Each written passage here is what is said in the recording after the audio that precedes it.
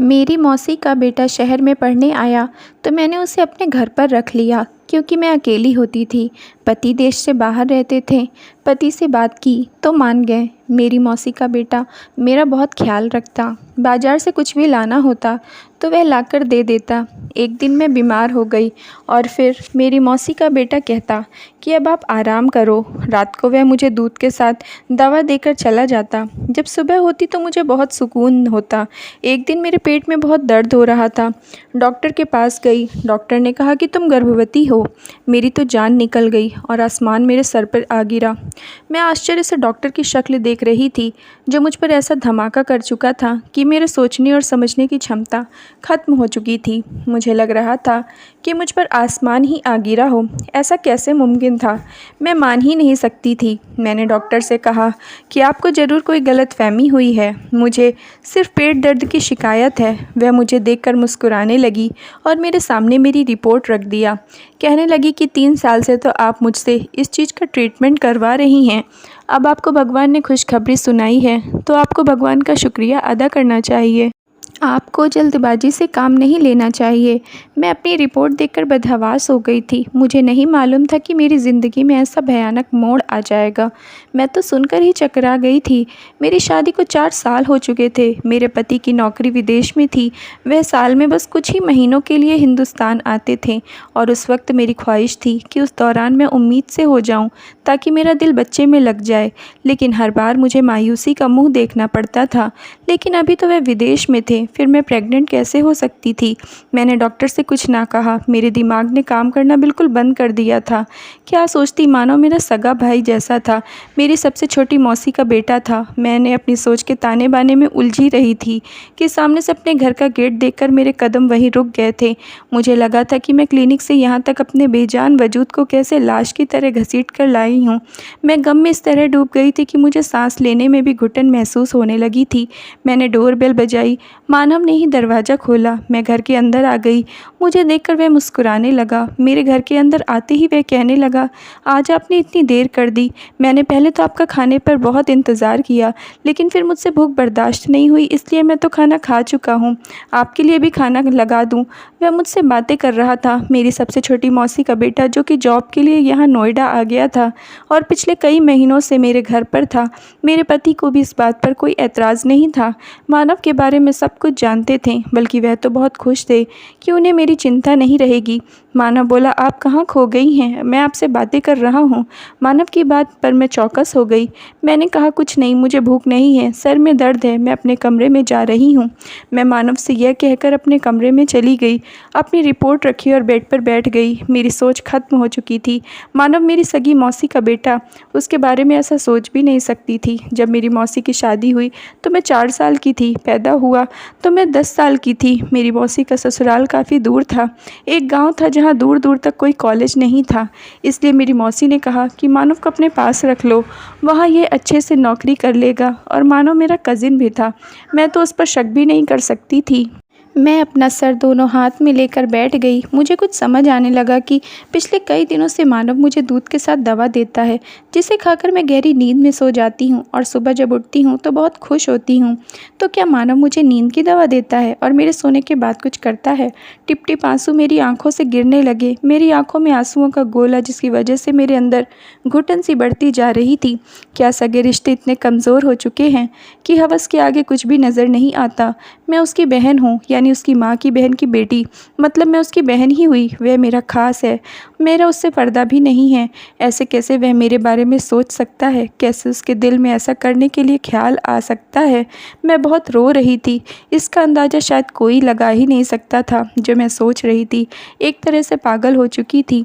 अब मुझे उसका बचपन याद आने लगा। वह जब भी मौसी के साथ मेरे मायके वाले घर आता था तो मेरी गोद में ही उसका ज़्यादा वक्त जाता था। अपनी तोतली ज़ुबान से मेरा नाम लेता था। मैं अपने भाई बहन में सबसे छोटी थी और वह मौसी की सबसे पहली औलाद थी। इसलिए मायके में उसका सबसे ज़्यादा वक्त मेरे साथ ही गुजरता था। तब मेरी शादी होने वाली थी। तब वह नया नया कॉलेज में गया था।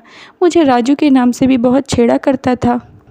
कहता था आप इतनी खूबसूरत मनमोहिनी सी हैं और वह लंबे चौड़े जवान हैं, ऊपर से बड़े गुस्से वाले। दीदी राजू जीजू आपके साथ बिल्कुल सूट नहीं करेंगे। आपके लिए तो मुझ जैसा कोई स्मार्ट लड़का अच्छा लगेगा। मुझे राजू के नाम से छेड़ता, हंसता रहता, मजाक करता था। मैं उसे बस घूरती रहती थी। मेरी और उसकी अंडरस्टैंडिंग भी बहुत थी।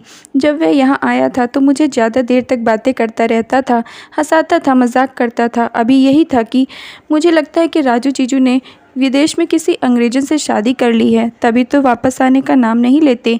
जब मैं उसे गुस्से से घूरती हूँ तो हंसने लगता। उसे देखकर कभी मुझे ऐसा नहीं लगा था कि वह मेरे साथ ऐसा घटिया कार्य कर सकता है। मैं इन्हीं सोचों में डूबी थी, तभी मानव मेरे दरवाजे पर नॉक करके अंदर आ गया। अभी उसके हाथ में दूध का ग्लास और दवाई थी।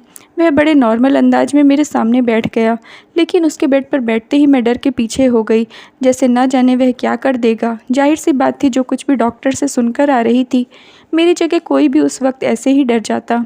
मैं अकेली उस वक्त मानव के साथ उस घर में मौजूद थी। वह मुझे यूं डरा हुआ देखकर हैरान हो गया था। क्या बात है, आप इतनी घबरा क्यों रही हैं? सब ठीक तो है ना? यह दूध पीजिए और आराम कीजिए। मानव ने मेरी तरफ ग्लास बढ़ाया। मैं उसके हाथ से लेकर साइड में रख दिया और सख्त लहजे में उसे कहा, जाओ यहाँ से, मुझे नींद आ रही है। क्योंकि मैं जानती थी अब वह मेरे पास बैठकर अपने ऑफिस के किस्से सुनाएगा और जब तक मेरी आंखें नींद से चूर हो जाएंगी वह उठकर बाहर नहीं जाएगा। मेरे सख्त लहजे से वह घबरा सा गया, कुछ हैरान भी था। क्या बात है, आपकी तबीयत तो ठीक है? शायद मेरे रुख बर्ताव से वह परेशान हुआ। मुझे उस पर और भी गुस्सा आने लगा। कैसे कैसे ड्रामा वह मेरे सामने कर रहा था, जैसे वह बहुत मासूम हो, अनजान हो, बहुत नेक हो। पहले तो मेरा जी चाहा कि एक ज़ोर से थप्पड़ उसके मुंह पर मार दूं और फिर अपनी रिपोर्ट उसके सामने निकाल कर बोलूं, देखो तुम्हारी शराफत का सबूत, और उसको धक्के देकर बाहर निकाल दूं। लेकिन मैं चाहती थी कि मैं उसे रंगे हाथों पकड़ूं, वरना वह मुकर जाएगा। मेरे सर में दर्द है, मुझे तो बिल्कुल जगाने के लिए मत आना, मैं सोना चाहती हूँ। मेरी खड़ी बातों के सामने वह उठ चुका था और उठकर कमरे से दर तक चला गया। आप आराम कीजिए और हाँ, दूध ज़रूर पी लीजिएगा, खाना भी नहीं खाया हुआ है आपने। मुझे दोबारा से दूध पीने को कहकर वह कमरे से बाहर चला गया। मैं वही तो जानना चाहती थी कि मुझे दूध और दवा खिलाकर यह कौन सा घिनौना खेल मेरे साथ खेलता है। मैंने वह दूध का ग्लास लिया और खिड़की से बाहर फेंक दिया, जो बाहर गली की तरफ खुलती थी, और दवाई भी दराज में रख दी और लाइट बंद करके कमरे में सो गई। 1 घंटा गुजर चुका था, लेकिन कमरे में कोई नहीं आया था। उसका इंतज़ार करके तंग आ चुकी थी और मुझे नींद भी आने लगी थी। इसलिए मैंने सोचा कि खुद ही देखती हूँ कि वह क्या कर रहा है। मैं उठकर अपने कमरे से बाहर निकली तो आंगन भी खाली था। सामने का कमरा मानव का था। मैंने धीरे से जब उसके कमरे का दरवाज़ा खोला तो मेरे होश उड़ गए। मैं उसके कमरे का दरवाज़ा धीरे से बंद कर दिया और दबे पाँव अपने कमरे में आ गई। मेरे दिमाग में यह बातें घूम रही थीं जब मौसी ने मुझको पहली बार फ़ोन किया था। कहने लगी कि मानो नोएडा में नौकरी करना चाहता है, लेकिन तुम जानती हो कि मैं इस हक़ में नहीं हूँ। मैं उसे अकेले रहने की इजाज़त दूँ। कई किस्म के नौजवान होते हैं, मेरा मानव सीधा साधा है, कहीं गलत लोगों में ना फंस जाए, सिगरेट और दूसरे नशे का आदी ना हो जाए। तुम तो जानती हो कि हमने कैसे उसकी देखभाल की है। मेरा बच्चा बहुत सीधा है, लेकिन जहाँ लड़के रहते हैं वहाँ 100 बुराइयाँ होती हैं। इसलिए अगर तुम उसे अपने पास रख लो तो मुझे तसल्ली रहेगी। उस वक्त तो मैं बड़ी रहमदिली दिखाते हुए हामी भर ली थी। मानव मेरा भाई ही नहीं, बेटा भी है। जाहिर है वह मेरे सगे भाई से भी बढ़कर था, और छोटे भाई और बेटे में कोई फ़र्क नहीं होता। मेरा सर दर्द से फटने लगा। मेरा भाई उस वक्त अपने कमरे में बैठा सिगरेट पी रहा था।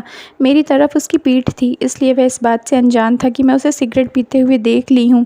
मेरी मौसी दिल की मरीज़ है। अगर वह सच जानती कि मानव ने मेरे साथ क्या किया है, शायद सुनते ही मर जाती। लेकिन मैंने सोचा कि मानव को सुबह ही कह दूँगी, वह अपने रहने का इंतज़ाम कहीं और कर ले।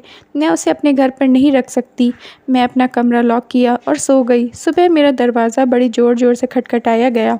मैं उठी और दरवाज़ा खोली। जब मैं दरवाज़ा खोली तो सामने देखा मानव मुझे बहुत गुस्से से देख रहा था। दरवाज़ा क्यों लॉक किया था आपने? उसने मुझ पर रौब जमा कर पूछा। मुझे दबा के रख दिया। वह होता कौन था मुझे इस तरह से बात करने वाला? उसे शायद तकलीफ़ इस बात की हो रही थी कि उसका रास्ता मैंने बंद कर दिया था। जो वह गुनाह मेरे साथ कर रहा था, शायद उसकी तलब ना पूरी होने की वजह से यूँ उखाड़ कर मुझसे बातें कर रहा था। मैंने कहा कि तुम होते कौन हो मुझसे यह पूछने वाले। मेरी भी बुलंद आवाज़ को सुनकर वह कुछ हैरान हुआ, फिर नरम आवाज़ में बोला, रात को आपकी तबीयत ठीक नहीं थी, मुझे आपकी फ़िक्र थी। मैं कब से दरवाजे पर आवाज़ दे रहा था, लेकिन जब आपने जवाब नहीं दिया तो परेशान हो गया कि कहीं आप बेहोश ना हो गई हों। इसलिए मैंने दरवाज़ा खोलना चाहा तो लॉक था, इसलिए मैं परेशान हो गया था। आप प्लीज़ दरवाज़ा लॉक ना किया करें। मुझे उसकी झूठी फ़िक्रमंदी और दिखावे की परेशानी देखकर बहुत गुस्सा आया। मैंने कहा कि मेरी फ़िक्र करने की तुम्हें कोई ज़रूरत नहीं है, मैंने तीखी आवाज़ में कहा और अपने कमरे से बाहर निकल आई। अपने लिए नाश्ता बनाया और करके अपने पड़ोस में अपनी एक सहेली के घर चली गई। मेरे पड़ोस में भी मेरी एक उम्र की लड़की रहती थी, शादीशुदा बच्चों वाली। जब भी मेरे पति विदेश जाते हैं, वह औरत बहुत ख्याल रखती थी मेरी, उससे दोस्ती भी हो गई थी, बहुत अच्छी थी। उसके पति भी मुझे छोटी बहन जैसे समझते थे। जब भी बाज़ार से कुछ लेने जाते तो मुझसे पूछते, बहन कुछ लाना तो नहीं है, बिना तकलीफ़ के बता दिया करो। मैं अक्सर ही उनसे सामान मंगवा लिया करती थी, लेकिन जब से मानव आया था मैं हर काम मानव से ही कहती थी। उस वक्त तो मुझे अपनी पड़ोस वाली रेखा से ही काम था, क्योंकि मुझे अपना अबॉर्शन करवाना था। मेरे पति 2 महीने बाद आने वाले थे। मेरे पास इस पाप को ख़त्म करवाने के अलावा दूसरा कोई रास्ता नहीं था, लेकिन मुझे ये समझ नहीं आ रहा था कि रेखा से कहूँ क्या। न जाने वह मेरे बारे में क्या सोचेगी, लेकिन मुझे किसी न किसी औरत की तो ज़रूरत थी, वह भी बिना सच बताए। मुझे यह कदम उठाना ही था, क्योंकि अगर मैं सच बताती तो वह मना कर सकती थी। अगर पति से सब कुछ कहती तो वह मुझे कभी अपनी पत्नी नहीं मानते, मेरा घर बर्बाद होकर रह जाता। मैं ऐसे कश्मकश का शिकार थी कि मैं ही जानती थी। मैंने रेखा से कहा कि मेरे पेट में बच्चा है, मुझे उसका अबॉर्शन करवाना है, इसलिए वह मेरे साथ डॉक्टर के पास चले। वह मेरी बात मान गई। मैं अपने डॉक्टर के पास नहीं गई थी जिससे कई सालों से इलाज करवा रही थी, बल्कि एक नई लेडी डॉक्टर के पास गई और उससे कहा कि वह मेरा एक काम आराम से कर दे तो मैं उसे ठीक ठाक पैसे दे दूँगी। वह लेडी डॉक्टर मान गई, लेकिन उस रात मेरे साथ कुछ ऐसा हुआ कि मेरी रूह काँप गई। मैं रात को घर आते ही मानव से कह दिया कि मैं तुम्हें अपने घर पर नहीं रख सकती, इसलिए 2-3 दिन में अपने रहने का कहीं और इंतज़ाम कर लो। मेरी बात सुनकर वह हैरान सा होकर रह गया। आप यह क्या कह रही हैं? मैं क्यों आपको छोड़कर जाऊंगा? मेरा मसला नहीं है, मैं तो कहीं भी रह लूँगा, लेकिन आप अकेली कैसी रहेंगी? मैंने कहा, मैं तुम्हारे आने से पहले अकेली ही रहती थी, जल्द से जल्द अपना इंतज़ाम कर लो। मानव जवाब में कुछ नहीं बोला, लेकिन चेहरे से परेशान ज़रूर लग रहा था। मैं अपने कमरे में आकर सो गई। अब मैं कमरा लॉक करके सोई थी। कुछ ही देर में मैं सो गई, फिर मुझे कुछ होश नहीं रहा। रात को जब मेरी आँख खुली तो मुझे लगा मेरे साथ में कोई सो रहा है, लेकिन मेरे कमरे में बहुत अंधेरा था, इतना अंधेरा कि मैं उस इंसान को देख नहीं पा रही थी। बस यह नज़र आ रहा था कि मेरे साथ में कोई सो रहा है। मैं बुरी तरह से डर गई थी। मुझे जल्दबाजी में कुछ ना सूझा तो मैं चिल्लाने लगी, लेकिन अगले ही पल मेरे बराबर लेटा इंसान उठकर बैठ गया। इससे पहले कि मैं बेड से उठकर जाती, उसने मेरे मुंह पर हाथ रख दिया। अब तो मैं बदहवास सी हो गई थी। इसके पहले कि मैं अपनी बचाव का कोई उपाय सोचती, उस इंसान ने साइड पर रखा लैंप ऑन कर दिया। उस इंसान को देखकर तो मैं अपने होश खो बैठी। मेरे सामने मेरा पति था। राजू कब घर आ गए थे, वह भी बिना कुछ बताए। वह अचानक से आ गए थे। वह मुस्कुराने लगे, कहने लगे, तुम्हें सरप्राइज़ देना चाहता था। जब मैं घर पहुंचा तो मानव ने दरवाज़ा खोल दिया था। उसे मालूम था कि मैं आ रहा हूँ, लेकिन जब मैं कमरे में आने लगा तो कमरा लॉक था। मत पूछो, खिड़की के रास्ते से मुझे अंदर आना पड़ा। अजीब हो तुम भी, यहाँ कौन सा कोई गैर था, तुम जो दरवाज़ा लॉक करके सोई थी। राजू की बात का मैं क्या जवाब देती। मैं उस वक्त बहुत ज़्यादा हैरान थी।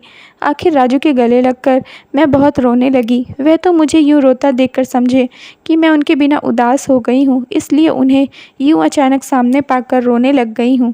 लेकिन हकीकत तो कुछ और थी। मुझ पर क्या बीत रही थी वह मुझे तसल्ली देने लगे। सुबह जब मैं उठी तो राजू अभी भी सो रहे थे। मैं बहुत परेशान थी। आज मुझे डॉक्टर के पास अबॉर्शन करवाने जाना था, लेकिन राजू की मौजूदगी में मुमकिन नहीं था। अब मैं यह सोचकर परेशान थी कि राजू से क्या बहाना बनाऊंगी, कैसे बात छुपाऊंगी। मैं परेशानी से बाहर बैठी थी। तभी मानव भी किचन से निकला। वह अपने लिए नाश्ता बनाकर टेबल पर रख रहा था और मुझको मुस्कुराकर कहने लगा, दीदी कैसा लगा आपको जीजू का सरप्राइज़? मैं मानव को नफ़रत से देखी और कहा कि किस कदर ड्रामेबाज इंसान हो तुम।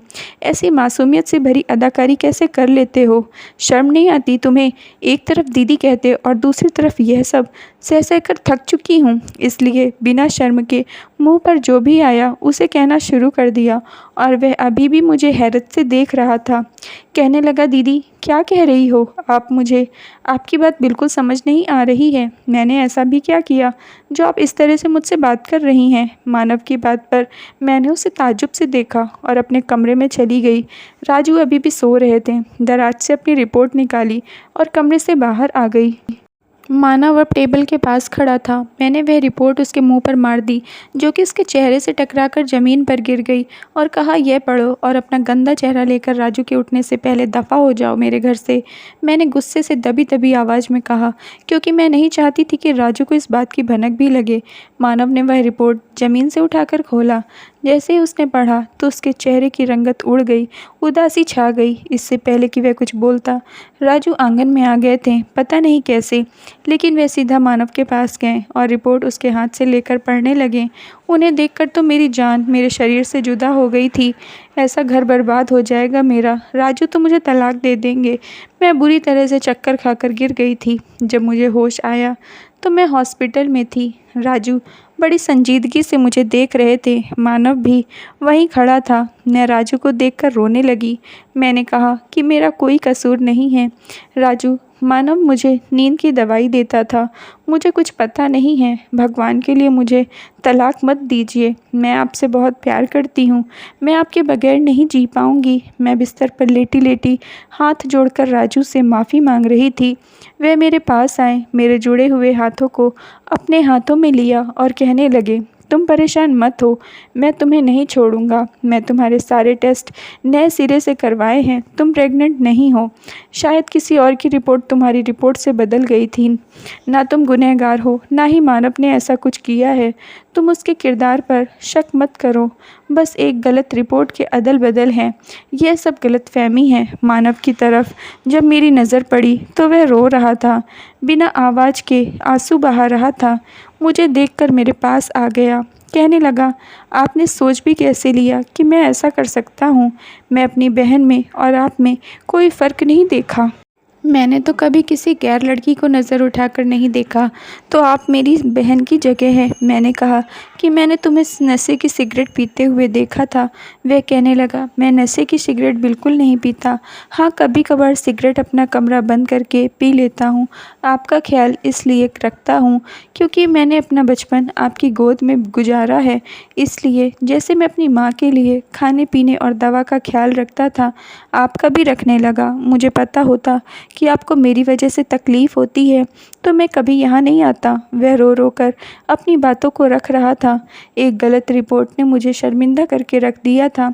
क्या किया मैंने अपने भाई के खिलाफ़, यह नहीं सोचा था मैंने, लेकिन मेरे दिमाग में ख्याल नहीं आया कि कभी रिपोर्ट भी गलत निकल जाती है। मैं सोच रही थी कि काश एक बार अपना टेस्ट दोबारा करवा लिया होता तो ऐसा ना होता।